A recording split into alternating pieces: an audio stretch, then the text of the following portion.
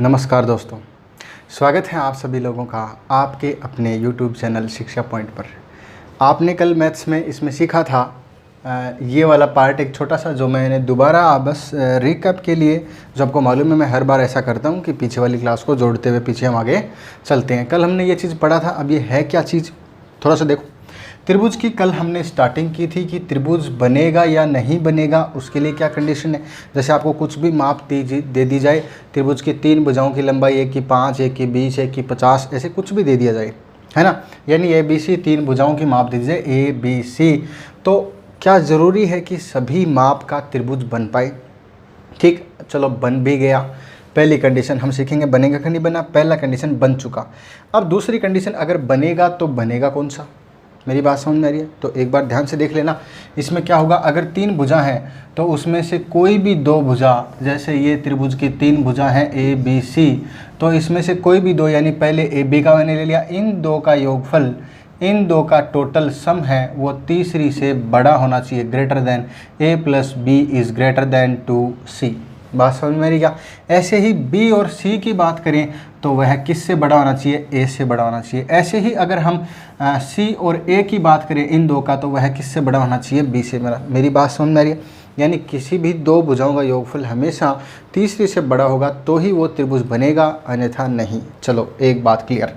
दूसरी बात, अगर बन भी जाएगा तो क्या वो बनेगा कौन सा, वो मतलब ऑब्ट्यूज बनेगा, राइट एंगल बनेगा, एक्यूट एंगल बनेगा, वो बनेगा क्या, ठीक है ना। तो देखो समकोण, अधिकोण, न्यूनकोण जो भी बनेगा, तो इसके लिए मैंने ऊपर आपके पास एक लैंग्वेज लिख के दी है कि ABC यानी कि यही त्रिभुज की तीनों कोई भुजा है और उसमें से C सबसे बड़ी भुजा है। अगर तीनों बराबर होंगी तब तो बन ही जाएगा, वो आपको सबको मालूम है, इसके अनुसार लगा के देख सकते हैं। लेकिन हम बात कर रहे हैं कि अगर सबसे बड़ी भुजा अगर C है तो देखो क्या है, सबसे बड़ी भुजा आपको मालूम है। मैं एक बार फिर प्रैक्टिकल करके दिखाता हूँ कि अगर ऐसा हो, ये आपके सामने एक त्रिभुज है और मैंने दे दिया कि ये है मान लो 8 और ये है 15 और ये है 17। समझ में आ रही बात, ठीक है ना। ओके, तो हम देखो, हमें मालूम है ये 8, 15, 17 वाला आप करके देख सकते हैं, इसका स्क्वायर प्लस इसका स्क्वायर बराबर कर्ण का स्क्वायर, तो ये हमेशा बराबर आता है, ठीक है ना। तो अगर बराबर आता है तो क्या होता है, समकोण। यही मैंने यहाँ पे लिखा है कि A² B² बराबर अगर हो, क्या हो, बराबर अगर हो तो क्या होगा, समकोण। किसके, C², तीसरी भुजा जो सबसे बड़ी है उसके बराबर होगा तो, है ना। अब अगर मैं इस भुजा को बड़ा कर देता हूँ, ये 17 की बजाय मैं इसको 18 कर देता हूँ, तो देखो क्या होगा, मुझे बताओ। यहाँ से नापते हैं तो 17 तो यहाँ पर ही आता है, तो 18 तो थोड़ा सा और आगे जाएगा। अगर इधर जाएगा तो इसको मिलान करने के लिए हमें ऐसा बनाना पड़ेगा, बोलो बनाना पड़ेगा। इट मीन्स यहाँ से ये लाइन हट जाएगी और ये लाइन हटेगी। अब त्रिभुज 90 डिग्री का नहीं रहा, ये वाला कोण कितना हो गया, 90 से ज़्यादा हो गया। 90 से ज़्यादा हो गया तो यह कोण कौन सा होगा, अधिक कोण होगा, ऑब्ट्यूज एंगल होगा। बात समझ में आई क्या? अगर अधिक कोण हो जाएगा, कब हो जाएगा, जब यह भुजा 17 से 18 हो जाएगी। तो आप देखेंगे, अगर अब इनका स्क्वायर करके देखते हैं ना, तो 8 का स्क्वायर प्लस 15 का स्क्वायर और पहले था 17 का स्क्वायर, तब तो था क्या था, ये बराबर था। अब सीधी सी बात है, आप 8 का स्क्वायर करते हो 64 और 15 का स्क्वायर करते हो कितना, 225, और यह आता है 289, और तब तो ये 17 के स्क्वायर के बराबर होता है। लेकिन अब अगर 18 का स्क्वायर की बात करें तो 17 के स्क्वायर से तो बड़ा ही होगा 18 का स्क्वायर, तो ये वाली भुजा बड़ी होगी। बड़ी होगी तो मतलब कौन सा होगा, अधिक कोण होगा। अगर मैं इसी भुजा को, ये जो 17 थी, मैं इसको छोटा कर देता हूँ, यानी कि जब 17 थी तब ये क्या था, राइट एंगल था, यानी कि समकोण था। मेरी बात समझ में आ क्या था, ये समकोण था। अब मैं इसको 17 की जगह क्या कर देता हूँ, 16 कर देता हूँ, छोटा। तो छोटा का मतलब ये यहीं पे कट जाएगा। तो अगर ये भुजा छोटी होगी तो अब देखो, इसको बंद करने के लिए, ये त्रिभुज बंद नहीं हुआ अभी तक, इस भुजा को ऐसे झुकाना पड़ेगा। ऐसे झुकाएंगे तो क्या यह कोण 90 डिग्री रहेगा, फिर यह कोण 90 डिग्री से छोटा हो जाएगा। बाकी दोनों कोण 90 से पहले ही छोटे हैं। इट मीन्स फिर यह कौन सा हो जाएगा, न्यून कोण। मेरा कहने का मतलब, अगर हम यहाँ पर तीसरी भुजा जो बड़ी थी उसको हम छोटा ले लेते हैं, तो यानी कि इसका क्या होगा, तीसरी भुजा का जो स्क्वायर होगा वो शेष 2 भुजाओं के वर्ग से, योगफल से क्या है, कम है तो न्यून कोण है। इनसे अधिक है तो अधिक कोण है। इनके बराबर है तो क्या हो, समकोण है। मेरी बात समझ में आई? ओके, बहुत अच्छा। कल हमने देखो ये पढ़ा था। अब मैंने इसके लिए एक एग्जाम्पल भी लिखा है। ये एग्जाम्पल है, जैसे कि मान लो ये 4 ऑप्शन अपने पास, 3 भुजा दे रखी हैं, ABC त्रिभुज, कोई 3 साइड दे रखी हैं। आपको बताना है कौन सा बनेगा कौन सा नहीं बनेगा। तो सबसे पहले बनने न बनने के लिए हम क्या नियम लगाते हैं कि यह नियम लगाया भाई, 2 भुजाओं का योगफल तीसरे से बड़ा होना चाहिए। इन 2 का योगफल करो, तीसरी के बराबर आ रहा है। 12 और 5 17 तीसरी के बराबर, बराबर नहीं चाहिए। इनका योगफल क्या होना चाहिए था, बड़ा होना चाहिए था। 15 और 8 23, इनका योगफल क्या होगा, 23 होगा, वो इससे बड़ा होना चाहिए था।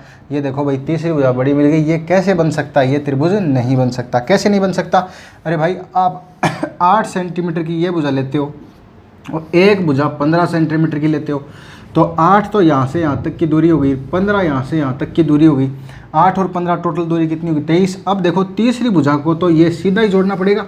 आपको मालूम है ये घूमकर जो दूरी गई है, ये सड़क है, आप यहाँ से यहाँ तक जाते हो तो ये टेढ़ी घूम करके गई है, ऐसे गई है। एक आदमी सीधा ही जाए तो सीधा जाएगा, वो क्या होगा, कम दूरी होगी। यानी अगर ये 8 है, ये 15 है, तो घूम करके 15 8 23 किलोमीटर है, तो सीधी दूरी तो 23 से कम ही होगी। 23 के बराबर भी नहीं होगी, 23 से कम ही होगी। यानी वो 22 हो सकती है, लेकिन वो 23 नहीं हो सकती, वो 24 नहीं हो सकती, वो 25 नहीं हो सकती। सवाल में 25 दे रखा है। अरे भाई सीधी दूरी ज़्यादा कैसे हो सकती है। तो तभी कह रहा हूँ कि किन्हीं भी दो भुजाओं का योगफल जो होगा ना, दो भुजा कोई सी भी ले लो, दो साइड दो सड़क दे लो, उनका योगफल हमेशा तीसरी से बड़ा होगा, क्योंकि तीसरा हमेशा शॉर्टकट है। बात समझ में आ रहा है क्या? ओके, ये नहीं बनेगा। तो अब हम तीसरा ऑप्शन लेते हैं। इनका योगफल 12 और 9 कितना आता है, 21 आता है, और जो इसके बराबर है, तो इट मीन्स ये भी नहीं बनेगा। तो अपने पास 3 ऑप्शन जो है वो जा चुके हैं, और 3 ऑप्शन जा चुके हैं। चौथे ऑप्शन में लिखा है 8 7 और 11। इसका ज़रा देख लेते हैं। इन दो का योगफल 8 और 7 कितना होता है, 15, जो क्या है तीसरी भुजा से बड़ा है। और कोई भी देखो ज़रूरी नहीं। अब इनका चेक करो, इनको हटाओ, तो 7 + 11 बराबर 18, वो भी बड़ा है किससे, 8 से। अब इनका जोड़ो, 8 + 11 बड़ा है किससे, 7 से। तीनों ही कंडीशन अप्लाई हो रही हैं। कोई भी भुजा हो, दो भुजा तीसरी से क्या होगी, बड़ी होगी, तब यह त्रिभुज बन जाएगा। सबसे पहली बात, इसने पहला ही चरण पार कर लिया है, और यह क्या है, पास हो गया है कि यह त्रिभुज बन जाएगा। अब दूसरा चरण हमें समझना है कि आखिर बनेगा तो बनेगा कौन सा। वो भी तो समझने वाली बात है ना, कि चलो बन तो गया, लेकिन आखिर ये त्रिभुज बनेगा कौन सा। तो हमारे पास क्या है, सबसे बड़ी भुजा ये है।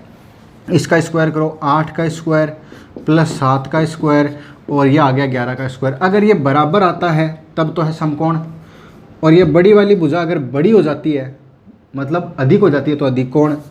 और अगर ये छोटा हो जाता है, ये देखो जिसकी तरफ मुंह खुला होता है ये बड़ा होता है, वो छोटा होता है। अगर ये छोटा हो जाता है तो न्यून कोण। तो अभी देखते हैं, 8 का स्क्वायर 64 है, 7 का स्क्वायर 49 है, और 64 और 49 को ज़रा जोड़िए तो कितना होता है, 50 और 6 113। ये आएगा 113। बात समझेगा, 9 4 13 का 3, 6 4 10 11, 113। और इसका स्क्वायर है 121। अब मुझे बताओ क्या है, ये भुजा बड़ी है ना, ये भुजा जो सबसे बड़ी भुजा थी वो बड़ी थी, अधिक है। अधिक है इसका मतलब यह त्रिभुज कौन सा बनेगा, यह एक अधिक कोण त्रिभुज बनेगा। मेरी बात समझ में आई क्या? Condition number 2। तो ये हिसाब से, मेरे हिसाब से सबको क्लियर है। तो देखो आज हमने ये चीज़ हालांकि कल भी सीखी थी, लेकिन आज मैंने इसके वो क्या, कल टाइम कम था इस क्लास में, तो थोड़ा सा वो जल्दबाजी में एग्जाम्पल नहीं दिए थे, बस सिर्फ बात बताई थी। इसीलिए मैंने आज ये बात दोबारा समझाई, ताकि इसको हर बच्चे को ये बात समझ में आ जाए। चलो, ये था त्रिभुज के बारे में। सबसे पहले हमने छोटी सी बात सीखी कि बनेगा कि नहीं बनेगा, बनेगा तो कौन सा बनेगा। अब हम आते हैं त्रिभुज का क्षेत्रफल, जो हमें बहुत ही आगे तक जाना है, लेकिन एक बार जो आयत के काम आने वाली चीज़ है वो समझाता हूँ। तो मैं जो बातें बताऊँ उसको थोड़ा ध्यान से देखना, ठीक है ना। त्रिभुज बनता कैसे, हम सबसे पहले त्रिभुज का क्षेत्रफल की बात करेंगे। त्रिभुज जो है, उस त्रिभुज का क्षेत्रफल कहाँ से आएगा। देखो, जो चीज़ जहाँ से आती है, हर चीज़ का संबंध होता है भाई। याद करने से नहीं बात बनेगी, समझने से ही काम बनेगा। आप जैसे जैसे समझोगे ना, तो आपको लगेगा अच्छा ये बात है, ये तो बहुत सिंपल है। तो देखो, हम वापस आयत पे आते हैं, यानी कि रेक्टेंगल पे आते हैं। मेरी बात समझ में आ रही है? ये रेक्टेंगल है, और ये रेक्टेंगल की देखो ये भुजा L है, और ये भुजा B है। बात समझ में आ रही है क्या? तो इसका क्षेत्रफल क्या होगा, L × B होगा, LB हो जाएगा। बात समझ में आ रही है? तो देखो, मैं कहना चाहता हूँ कि अगर आप इसका एक डायगोनल ऐसे खींचते हो, तो आप जैसे ही डायगोनल खींचते हो तो आपके सामने एक ये शेप बन जाती है। ये पहले जो आयत था, रेक्टेंगल था, वह ABCD था। लेकिन अब मैं बात करूँगा, इस लाइन को ज़रा थोड़ा थोड़ा हटाओ, और आप देखो समझदार हो। मैं इसको हटाने के बाद में जो ये आकृति बचेगी, ये क्या बचेगी, ये एक ट्रायंगल बचेगा, त्रिभुज बचेगा, है ना। तो आप मुझे बताओ, जब हम इस पूरे की बात कर रहे थे, तो इस पूरे का जो एरिया था वो क्या था, इस पूरे का एरिया था L गुणा B, यानी कि लंबाई गुणा चौड़ाई, ये पूरा एरिया आ गया है। अगर मैं इसके बीचों बीच एक डायगोनल खींच देता हूँ तो आपको मालूम है आधा एरिया इधर रह जाएगा, सबको मालूम है ना, आधा एरिया इधर है और आधा एरिया इधर है। तो आधा का मतलब 1/2 हाफ ऑफ LB, बात समझ में आई क्या? सेम इधर है हाफ ऑफ LB, क्लियर है क्या? ओके, ये बात सबको समझ में आ रही है कि ये जो भी था ना पूरा LB का मतलब पूरा एरिया जो रेक्टेंगल का था उसका आधा भाग इधर है, आधा भाग इधर है। एक बात समझ में आई? चलो यही बात ध्यान देना, सिर्फ ट्रायंगल के लिए मत समझो, वैसे भी इस बात को दिमाग में रखना कि बीच में से जब ऐसे लाइन काटी जाती है तो आधा भाग इधर, आधा भाग इधर, किसका? एरिया का, क्षेत्रफल आधा होता है। ठीक है, तो हमने निकाल लिया। अब ध्यान देना, इसके अंदर एक ट्रायंगल हमारे सामने निकल के आया है। तो एक्चुअल में इस ट्रायंगल में जो देखो होता क्या है, क्या क्या होता है, उस चीज़ को समझना रियलिटी में, उसी से सारे फॉर्मूले बनेंगे। मैं इसीलिए स्टार्टिंग यहाँ से कर रहा हूँ, एक छोटी से छोटी बात भी हमें लेके चलनी है, ठीक है ना। ओके, तो हमारा जो एरिया आया है वो क्या है? LB। तो ये L जो था ना ये इसके बराबर है, ये भी तो L ही है। और इस भुजा को मैं इस ट्रायंगल के अंदर बेस मान लेता हूँ, यानी कि आधार मान लेता हूँ। बात समझ में आ रही क्या? ये क्या इसके अंदर बेस है, ठीक है। अच्छा, ये इसके अंदर B है, इस B को मैं यहाँ पर हाइट मान लेता हूँ, यानी ऊंचाई मान लेता हूँ। मेरी बात समझ में आ रही क्या? ठीक है, तो आप जो एरिया अगर ट्रायंगल का लिखते हो तो आप क्या लिखते हो? 1/2 मल्टीप्लाई क्या था? L into B। अरे वही था ना, वहाँ देखो L इंटू B, यही तो इसका। ये L क्या है? ये L है, यहाँ पर देखा जाए तो बेस, ठीक है ना, आधार, ठीक है ना। और गुणा B यहाँ पर क्या है? B अगर देखा जाए तो क्या है? H है, यानी कि ऊंचाई है। तो आप ध्यान दो, ये आपके सामने एक त्रिभुज का फॉर्मूला बन चुका है जो आप हमेशा याद रखते हो। मुझे मालूम है हम यहाँ पे सीधा याद भी कर सकते थे, लेकिन हमने किया क्या है एक्चुअल में वो ध्यान दो। हमने यहाँ पर ये करने की कोशिश की है कि इसका 1/2 आधार गुणा ऊंचाई, जो फॉर्मूला हमने बनाया, इस फॉर्मूले में एक छोटी सी बात निकल के आएगी जो आपके बहुत ही काम का एक रूल बनने वाला है। बात समझ में आ रही क्या? तो देखते जाइए, इससे देखो कैसे कैसे कनेक्ट करते हैं। हमने एक बात सीखी, वो ध्यान देना, क्या आपने त्रिभुज का जो फॉर्मूला है वो रट रखा है कि 1/2 गुणा आधार गुणा ऊंचाई, लेकिन होता क्यों है वो समझ में आया? यानी आयत को बीच में से काटते हैं तो ट्रायंगल बनते हैं, ठीक है ना। ओके, तो उस ट्रायंगल की वजह से अब मैं एक बार ट्रायंगल की ऊंचाई की भी बात करता हूँ। देखो ऊंचाई क्या होती है ट्रायंगल में, इसमें तो आप समझ चुके हो ऊंचाई क्या चीज़ है। इसमें ऊंचाई ये है, अगर ऊंचाई ये है तो यहाँ पर कितना डिग्री का एंगल बना? 90 डिग्री का। ये ध्यान देना, कितना डिग्री का कोण है ये? 90 डिग्री का, ठीक है ना।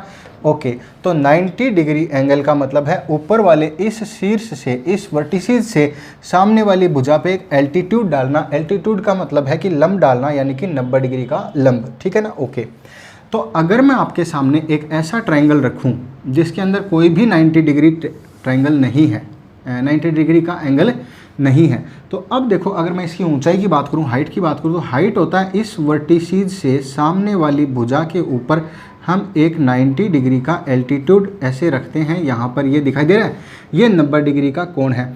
तो यही इस त्रिभुज की क्या होगी? ऊंचाई होगी। अगर इस त्रिभुज की भुजा की लंबाई A, B और C है तो हम इसका जब एरिया लिखेंगे कि इस त्रिभुज का एरिया यानी क्षेत्रफल क्या होगा, तो हम लिखेंगे 1/2, है ना, 1/2 आधार गुणा ऊंचाई। तो आधार इसका ये माना जाएगा कितना? C, और ऊंचाई इसकी कितनी मानी जाएगी? H मानी जाएगी। मेरी बात समझ में आई क्या? C गुणा H। आधार ये है, ऊंचाई ये है। अभी हम और आगे समझेंगे, इसमें आधार ये भी हो सकता है, आधार ये भी हो सकता है, आधार तीनों आधार हैं, कोई बड़ी बात नहीं। लेकिन पहले एक बात समझते हैं, एक बात समझ में आई, हम पहले ऊंचाई को समझते हैं कि आखिर ऊंचाई क्या है। तो हमने ये इसका समझ चुके हैं कि त्रिभुज का एरिया जो है 1/2 L गुणा B होता है, यानी कि आधार गुणा ऊंचाई होता है। चलो ये समझ गए, यहाँ तक बोलो मेरी बात समझ में आई। इससे आगे समझना, अगर मैं कहूँ कि ये ट्रायंगल ऐसा है, ऐसा है, दिखाई दे रहा है। अब ये ट्रायंगल है ABC और इसके अंदर आपको इस त्रिभुज की ऊंचाई ज्ञात करनी है। तो अब देखो भाई, ये ऊंचाई नहीं होती, ध्यान देना, ये भी ऊंचाई नहीं होती, ये तिरछी लाइन कभी भी ऊंचाई नहीं होगी। ऊंचाई क्या होगी सोच के देखो, मान लो कि आपके पास में ये कोई पत्थर का ऐसा कोई त्रिभुजाकार टुकड़ा है और आप इसको किसी सुरंग में पार करके ले जाना चाहते हो, ठीक है ना, और वो भी ऐसे यहाँ पर मान लो कुछ पहिए लगा रखे हैं और ऐसे चला के ले जाना चाहते हो। तो चला के ले जाना चाहते हो तो आपको मालूम है अगर इसको ले जाना चाहते हो तो यहाँ मान लो ये सड़क है, इस सड़क के ऊपर ये चल रहा है, तो वो सुरंग जो है ना वो यहाँ से ऊपर होनी चाहिए, तभी तो ये वाला हिस्सा उसके अंदर घुस पाएगा। यानी कि सुरंग की जो ऊंचाई होगी वही क्या होगी, त्रिभुज की ऊंचाई होगी। मेरी बात समझ में, कि ये सामने सुरंग है तो देखो एक्चुअल में त्रिभुज की हाइट ये है, जो सामने वाली भुजा, देखो भुजा तो यहाँ पर नहीं है लेकिन आप समझ सकते हो भुजा तो ये थी। देखो अगर हम इस चोटी से कोई पत्थर गिराते हैं, यहाँ से पत्थर गिराएंगे वो सीधा नीचे आके गिरेगा, तो वो जहाँ आके गिरता है वहाँ से लेके जहाँ गिराया था वहाँ तक की ये होती है त्रिभुज की हाइट। मेरी बात समझ मेरा, इस चोटी से अगर आप कोई पत्थर गिराते हो तो वो बिल्कुल यहाँ आता है, न कि इधर और न कि इधर। तो ये त्रिभुज की ऊंचाइयाँ नहीं होती हैं, हमेशा ये होती हैं जो सामने वाली भुजा के ऊपर 90 डिग्री का लंब एल्टीट्यूड बनाती हों। क्लियर है ये बात? ओके। तो यहाँ पर भी हम देख सकते हैं कि यहाँ से यहाँ तक जो भुजा आएगी वो ही आएगी। ऐसे ही मैं अगर ऐसा कोई डायग्राम बना दूँ कि ये वाला मेरे सामने कोई ट्रायंगल है ना, थोड़ा सा ऐसे बना दे, तो इस ट्रायंगल की हाइट क्या होगी, तो देखो इसकी ये तो ये है साइड, है ना, ये त्रिभुज था ए बी और सी। अगर हम इसकी हाइट की बात करें तो इसकी हाइट ये है। बात समझेगा, इस चोटी से लेकर के ये वाली इसकी क्या होगी हाइट, न ये हाइट है, न ये हाइट है, न ये हाइट है, इसकी तीनों ही साइड का भी हाइट नहीं। हाँ, अगर कोई ट्रायंगल ऐसा है, ये आपको दिखाई दे रहा है, अगर कोई ट्रायंगल ऐसा है तो इसकी हाइट यही है। क्यों है? क्योंकि यही 90 डिग्री का एंगल बनाती है।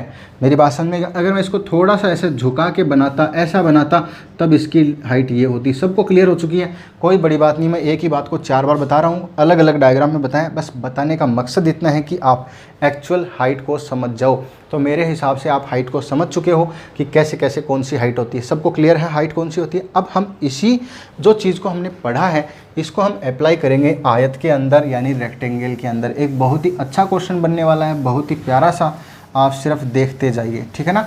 ओके, बने रहिए बिल्कुल, मतलब आपको हर चीज़ यहाँ पर क्लियर मिलेगी। मैं आपको पहले ही बता चुका हूँ कि हम जब भी पढ़ते हैं तो हम पूरा बेस क्लियर लेके चलते हैं, ठीक है ना। कोई भी क्वेश्चन ऐसा नहीं कि कोई हार्ड लगेगा, कुछ भी हार्ड नहीं है, वेरी सिंपल, हर चीज़ें सिंपल लगने लगेंगी, टेंशन मत लो, है ना। ओके, तो ध्यान दो। देखो अब मैं एक ही के अंदर कई सवाल आपको पूछते जाऊँगा, आप बताते जाना, ठीक है ना। ओके, इसी के अंदर थोड़ा थोड़ा चेंज करते जाएंगे, और तो क्या है। तो ये मैंने यहाँ से यहाँ बनाया और यहाँ से मैंने यहाँ पे बनाया, ठीक है ना, 2 बना दिए, आपको अच्छे लगे इसलिए, ठीक है। ओके, अब देखो क्या है, ये एक रेक्टेंगल है, यानी एक आयत है, और इसकी ये जो चारों साइड है A B C D rectangle, सबको समझ में आया। इसका कुछ भी एक कोई भी एक एरिया है, एरिया हमें कोई मतलब नहीं, एक बार हम एरिया नहीं निकाल रहे, एरिया निकालना कोई बड़ी बात नहीं, लंबाई गुणा चौड़ाई, लेंथ इंटू ब्रेड्थ हम कर सकते हैं, ठीक है। ओके, तो अब मुझे बताओ, ध्यान देना मैं क्या कह रहा हूँ, कि अगर मैं यहाँ से इस बी कॉर्नर से हम डी को मिलाते हैं, यानी इसका एक डायगोनल खींचते हैं, तो यह 2 भागों में बट चुका है। तो इसका एरिया अगर 1 होगा तो इसका एरिया भी 1 होगा। मेरी बात समझ में आई? अगर इस आयत का क्षेत्रफल अगर 20 है, 20 वर्ग सेंटीमीटर या वर्ग इकाई है, मेरी बात समझ में आ रही है क्या? इस आयत का क्षेत्रफल अगर 20 वर्ग इकाई है तो आपको मालूम है 10 वर्ग इकाई इधर होगा, 10 इधर होगा, यानी बराबर बराबर होगा, क्योंकि यह बीच में से बराबर बराबर काट देता है। तो आपको मान लो सवाल ये पूछता है कि त्रिभुज ए बी और डी दिखाई दे रहा है, त्रिभुज ए बी और डी, अनुपात निकालो, एरिया त्रिभुज है ना, एरिया इसका पहले का एरिया, वह दूसरा कौन सा है, त्रिभुज बी डी और सी, ये दोनों त्रिभुजों के एरिया का अनुपात निकालो, तो इसका अनुपात आ जाएगा 1:1। मेरी बात सबको समझ में आ रही है? वेरी सिंपल, ठीक है। ओके, अब देखो इसका सबको समझ में आया। अब मैं यहाँ पर एक बात और बताना चाहता हूँ, यहाँ पर इसका जो क्षेत्रफल था ना इस त्रिभुज का, मान लो मैं कैसे करता हूँ, ए बी सी और डी, एक बार देखना इस इसका जो क्षेत्रफल है ना इस त्रिभुज का, वो क्षेत्रफल कैसा है, वो है देखो ऐसा कि यहाँ पर है त्रिभुज कौन सा है, ये बी डी और सी, इसका क्षेत्रफल, ठीक है। अब मुझे बताओ इसकी हाइट जो है ना, इस त्रिभुज की हाइट यही है क्या, इसका बेस यही है क्या, है ना। इसका क्षेत्रफल जो होगा 1/2, आधार कितना है BC और गुणा ऊंचाई कितनी है CD क्या यही इसका एरिया है? ध्यान से देखना मैं जो बता रहा हूँ, है ना। अब मैं एक ट्रायंगल और बनाता हूँ। मैंने यहाँ से लाइन खींची यहाँ तक और यहाँ से अब मिला दिया इस कोने को। सबको बात समझ में आ रही है? क्या इसका एरिया बता सकते हो? जो मैंने अब एक नया ट्रायंगल और बनाया है, मान लो मैंने ई बना दिया, ई, तो BEC का आपको एरिया निकालना है। तो ध्यान दो, मैं आपको एक छोटी सी बात बताने वाला हूँ, इसका एरिया भी उसके इक्वल ही होगा। कैसे होगा? देखो एक बार देखना, इसका जो बेस है ना, वही एक तो यहाँ मिला, एक यहाँ मिला, एक यहाँ, 3 बिंदु आपको नज़र आ रहे हैं BEC के, है ना। तो इसका अगर त्रिभुज BEC है ना, ये BEC का एरिया अगर हमें निकालना है तो 1/2 गुणा आधार, आधार तो BC है, आधार BC है, गुणा ऊंचाई। अब ध्यान दो, मैंने आपको थोड़ी देर पहले ऊंचाई इसीलिए सिखाई थी कि इसकी ऊंचाई होगी वो एकदम सामने वाली भुजा पे ऐसे 90 डिग्री का एंगल, यहाँ पे एल्टीट्यूड होगा। और मुझे बताओ ये जो ऊंचाई आएगी क्या ये उस एच के इक्वल ही है? और ये एच जो है ये कितना है? BC है, यानी कि जितना DC है उतना ही बोलो ये है क्या? बिल्कुल सही बात है। इसका मतलब यहाँ पर मैं DC या CD लिख सकता हूँ। तो अगर मैं ऐसा लिख सकता हूँ तो मुझे बताओ ऊपर वाले इस वाले में अंतर क्या है? आधार यही था, उसमें भी यही था, ऊंचाई इसमें ये थी, इसमें ये है, लेकिन दोनों ऊंचाई बराबर ही तो है। अब मैं तीसरा बनाता हूँ यहाँ से लेके यहाँ तक, और इसमें भी मैं यहाँ से यहाँ तक ही जाता हूँ। तो अपने पास मान लो जैसे ये बन गया B और G, तो त्रिभुज आ गया, कौन सा आ गया? BG। इधर लिखूँ क्या? आप समझ गए होंगे मेरी बात को, मैं क्या कहना चाहता हूँ। उसमें अगर ज़्यादा हो गया है तो हम इधर लिख देंगे। देखो कैसे, उसी की बात कर रहा हूँ। त्रिभुज B और क्या आ जाएगा? G, और नीचे आ जाएगा BG और C, ठीक है ना। इसका एरिया बताना है। तो इसका एरिया देखो हम लिखते हैं 1/2, 1/2 गुणा आधार, आधार देखो BGC के अंदर आधार तो BC है, 1/2 गुणा BC। अब इसकी ऊंचाई कितनी है? तो बोला सर इसकी ऊंचाई भी यही है जो सामने वाली भुजा पे लंब डाले। तो सामने वाली भुजा पे लंब डालेगा, ये ऊंचाई तो इसके बराबर है, इसके बराबर है, सभी बराबर है, तो वो लास्ट वाली ऊंचाई कितनी है? DC ही है। तो आप देखेंगे इसका भी एरिया उतना ही आ रहा है। मेरी एक बात समझ में आ रही है? ध्यान दो, जितना इसका आधार होगा ना, और आधार तो सब में एक ही बात है, और ऊंचाई क्या हो रही है हम देखो, ये हमने एक सुरंग सी बना रखी है, ये सुरंग है, इसको ये समझो, ये जो लाइन जा रही है सुरंग है, और आपके सभी त्रिभुज की हाइट यहाँ तक ही है, आ रही है ना।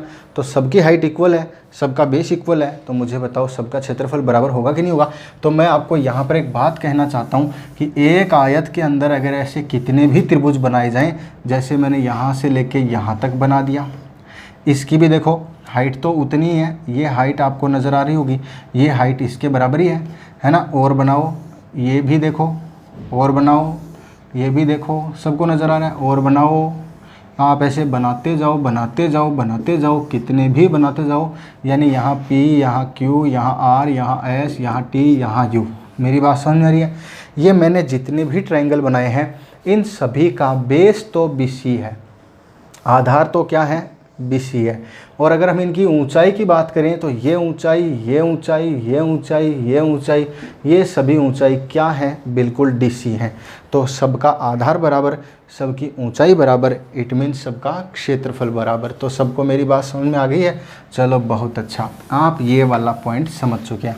अब देखो इससे एक आसान से अच्छे से सवाल बनने वाले हैं, आप उनको समझना, है ना। हम यहाँ पर सारी बातें करेंगे, कुछ भी नहीं छोड़ेंगे, छोटी छोटी बातों को लेकर चलेंगे। ऐसा कोई बच्चा नहीं होगा जिसको कोई बात समझ में नहीं आई।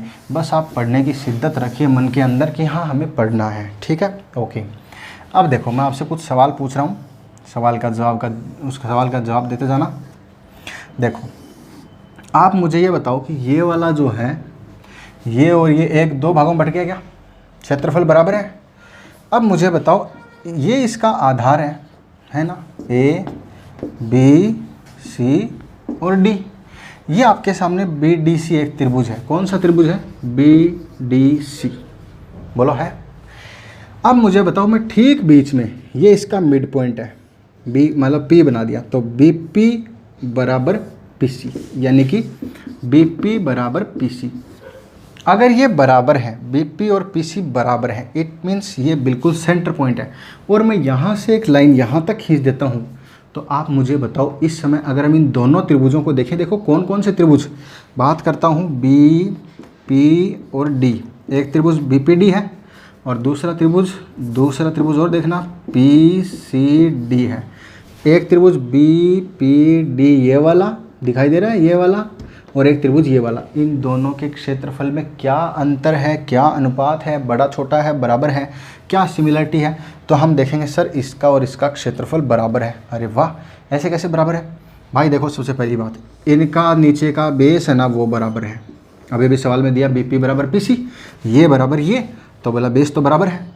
दूसरी बात, इनकी हाइट बराबर है, क्योंकि इस त्रिभुज की हाइट भी ये है और इस त्रिभुज की हाइट यही है, इस त्रिभुज की हाइट भी यही है, दोनों की हाइट बराबर है। तो 1/2 गुणा आधार बराबर ऊंचाई बराबर, तो क्षेत्रफल कहाँ लग जाएगा? मेरी बात समझ में आ रही है? तो सबसे पहली बात आप इस चीज़ को ध्यान देंगे कि अगर ऐसा यहाँ से कटता है ना, तो इसका क्षेत्रफल इतने भागों में बट गया, दोनों बराबर है। आप मुझे बताओ, सिर्फ इस भाग का क्षेत्रफल 1 और 1 2 है, इस इतने भाग का क्षेत्रफल सबको दिखाई दे रहा है, इसका और इसका दोनों का मिला के 2 है, तो क्या इसका पूरा इधर मिला के 2 होगा कि नहीं होगा? क्योंकि ये जो लाइन है ये तो वो है ना जो इसको 2 बराबर भागों में बांटती है। इट मीन्स आधा क्षेत्रफल इधर, आधा क्षेत्रफल इधर। सबको क्लियर है बात? बहुत अच्छा, ठीक है। अब देखो इससे आगे, अब तो आप थोड़ा थोड़ा समझने लग गए हो और समझने लग जाओगे इससे आगे, तो थोड़ा थोड़ा देखिए।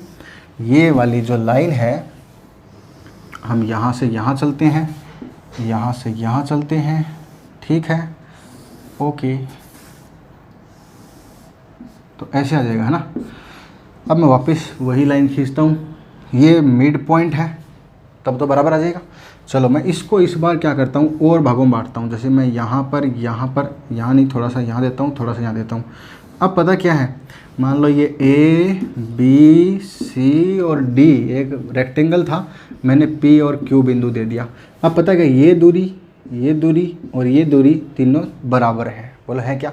अगर ये बराबर है तो हम यहाँ से एक लाइन खींचते हैं यहाँ तक, और यहाँ से एक लाइन खींचते हैं यहाँ तक, तो आप देखेंगे एक त्रिभुज ये है, एक त्रिभुज ये है, एक त्रिभुज ये है।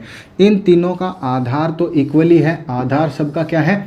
बराबर। क्या इनकी ऊंचाई बराबर है? अरे वाह, आजकल आप समझने लग गए। इस त्रिभुज की ऊंचाई भी ये है, इस त्रिभुज की ऊंचाई भी ये है, और इस त्रिभुज की ऊंचाई भी यही है। सबको समझ में आया? सबका आधार बराबर, सबकी ऊंचाई बराबर, इसलिए सबका क्षेत्रफल बराबर। इसका 1 होगा तो इसका भी 1 होगा, इसका 1 होगा। इस आधे भाग का क्षेत्रफल 3 है, तो इस इधर वाले आधे भाग का क्षेत्रफल 3 है। आधा कहाँ? अरे भाई इस लाइन को देखो ज़रा, इस लाइन को देखो, ये मिड पॉइंट बीच में क्या है? ये डायगोनल है, तो आधा इधर आधा इधर, ये 3 भागों में बट गया, ये ऐसे। अब आपके पास एक छोटा सा सवाल आता है कि इसका क्षेत्रफल बताओ, है ना, इसका क्षेत्रफल। बात समझ में आ रही है? कोई ऐसे लाइनिंग करके दे दी जाए तो देखो, पूरे भाग का 1/6 होगा। कैसे होगा? अरे 3 क्षेत्रफल ये है, 4 5 6, पूरे आयत का क्षेत्रफल पूरे रेक्टेंगल का कितना होगा? 6 हो गया। और ये कितना है? 6 में से 1 है ना। तो आपको किसी से भी किसी का अनुपात पूछे आप आराम से बता सकते हो। एक सवाल और करते हैं। देखो ये 6 वाली बात सबको समझ में आ गई ना? यानी मेरा कहने का मतलब 3 भाग इधर हो गया और 1 2 3 भाग इधर, 3 और 3, पूरा आयत का क्षेत्रफल तो 6 हुआ ना। और इसका क्षेत्रफल कितना है? उसमें से 1 है। और अगर हम पूरे का अनुपात निकालना चाहें तो देखो क्या होगा, ABCD पूरे का क्षेत्रफल कितना है? 6। और ओनली इस त्रिभुज का, कौन सा त्रिभुज है ये? PDQ दिखाई दे रहा है? PDQ, इसका क्षेत्रफल कितना है? 1। तो इसका हो गया कि नहीं हो गया? 6:1। यानी पूरे हिस्से का ज्ञात करें तो कितना होता है? ये 1/6 होता है, मतलब 6 में से 1 हिस्सा इसका है। चलो बहुत अच्छा। एक अच्छा सा सवाल और करते हैं, आप देखते जाना, आप मुझे आंसर बताना। बहुत ही सिंपल है, कुछ नहीं है, कुछ भी जोड़ बाकी गुणा भाग नहीं करना है इसके अंदर, बस आपको तो आंसर निकालते जाना है। ठीक, तो इस बार 1 2 3 और ये यहाँ पे 4, ये सभी बराबर हैं। तो मैंने कहा ये A, ये B, ये C और ये D एक रेक्टेंगल है, ये P, ये Q, ये R, ये S और ये जितनी भी दूरियां हैं ना, ये सभी क्या हैं? बराबर हैं। ऐसा सवाल में दिया गया। अगर ऐसा दिया गया है तो आपके सामने एक ट्रायंगल बनता है, बोलेगा कि ये जो ट्रायंगल है ना, ये कौन सा ट्रायंगल है?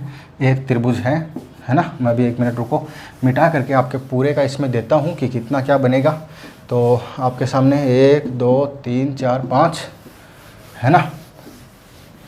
ओके, तो इस आयत का क्षेत्रफल जो है ना, आयत का क्षेत्रफल वो है 80 सेंटीमीटर स्क्वायर। ठीक, तो आप मुझे बताओ क्यू त्रिभुज QDS का क्षेत्रफल बताओ। मेरी बात समझ में आ रही है? बहुत ही सिंपल। QDS का मतलब ये वाला एरिया, ध्यान दो क्या बता रहा हूँ। QDS का मतलब कौन सा वाला एरिया, सबको नज़र आ रहा है?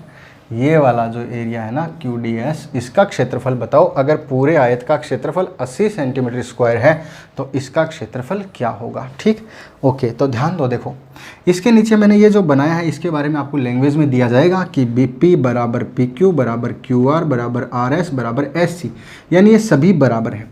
अगर ये सभी बराबर हैं तो पहले हम अपना वाला काम करते हैं। देखो कैसे, ये लाइन खींची, ये भी लाइन खींची। अगर ऐसी लाइन खींच देते हैं तो मुझे बताओ सबका आधार बराबर है और सबकी ऊंचाई यही है। सबको मालूम है त्रिभुज चाहे ऐसा हो, चाहे त्रिभुज ऐसा हो, चाहे त्रिभुज ऐसा कैसा भी हो, इसकी हाइट जो होती है वो यही होती है। हाइट सबकी यही है ना, सीधी वाली। तो एक क्षेत्रफल एक क्षेत्रफल एक एक एक, सबका बराबर क्षेत्रफल है क्योंकि सबका आधार बराबर है और सबकी ऊंचाई बराबर है। तो 1 2 3 4 5 इसका क्षेत्रफल हो गया, 5 इसका हो गया, तो 5 आधे भाग का हो गया। तो पूरे का क्षेत्रफल कितना हो गया? 10 हो गया। मेरी बात सबको समझ में आ रही? पूरे का कितना हो गया? 10। पूरे आयत का क्षेत्रफल 10 जो बराबर किसके हो सकता है? 80 के। 10 बराबर 80 है तो 1 बराबर कितना है? 80 बटा 10 है, यानी काटेंगे तो कितना आएगा? 8 आएगा। 1 के बराबर 8 है तो आपको जो क्षेत्रफल दिया है वो ये दिया गया है ना। ध्यान दो, QDS यहाँ से लेके यहाँ तक का, तो वो क्षेत्रफल इन दो भागों को कवर करता है, यानी ये क्षेत्रफल 2 के बराबर होगा। तो 2 के बराबर कितना होगा? 8 गुणा 2 बराबर कितना होगा? 16 होगा। आपको मेरी बात समझ में आई? चलो, हमने एक त्रिभुज की एक छोटी सी प्रॉपर्टी को काम में लेकर के आयत और त्रिभुज का मिक्सर का बहुत ही अच्छा शानदार क्वेश्चन किया। तो ऐसे ही क्वेश्चन और अधिक जानने के लिए आप इस चैनल पे बस जुड़े रहें, चैनल को सब्सक्राइब कीजिए, साथ वाले दोस्तों को आप ये शेयर कीजिए, ठीक है ना। Okay, thank you very much. आप क्लास में लगातार बने रहें, बहुत बहुत धन्यवाद। इसी तरीके से देखते रहिए, ठीक है। Okay, bye.